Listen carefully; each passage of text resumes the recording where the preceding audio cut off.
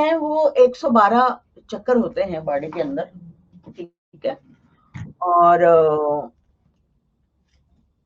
लेकिन हम लोग 112 चक्कर जो है तकरीबन वो चल रहे होते हैं, सही है। 112 चक्कर होते हैं अंदर बॉडी के, और 2 बाहर की तरफ होते हैं, जिनको हम ये भी कह सकते हैं कि फरिश्ते ना, दाएं बाएं, हम ये भी तो कहते हैं, है ना। तो बाहर अगर फरिश्ते हो सकते हो तो चक्कर भी हो सकते हैं।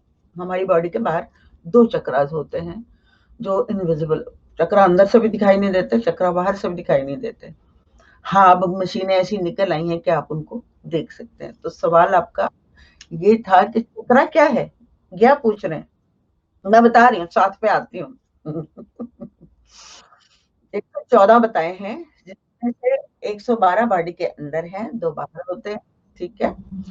और जो हमारे मेन एक्चुअली ये मर्मा पॉइंट्स होते हैं, मेरिडियन पॉइंट, ठीक है।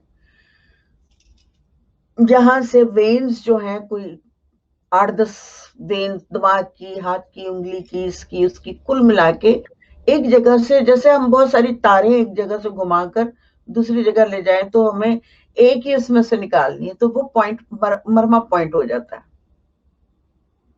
तो उनको हम कहेंगे चक्रा। तो वो चल रहे हैं, वो बराबर से वहां सर्कुलेशन हो रही है कि नहीं हो रही, लेकिन एक पंखे टाइप बने हुए होते हैं वहां पे। जब हम फुल मेडिटेशन कर लेते हैं, फुल जागृत हो जाते हैं, तो हम उन चक्रों को उन फूलों को देख भी सकते हैं जो हमारी बॉडी के अंदर उन पॉइंट्स के ऊपर छोटे छोटे छोटे छोटे बने हुए हैं।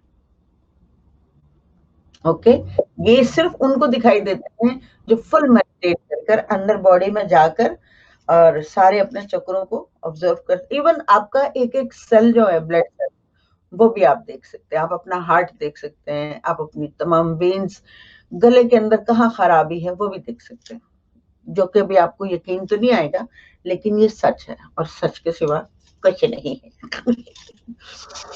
अच्छा, अब मैं करती हूँ बात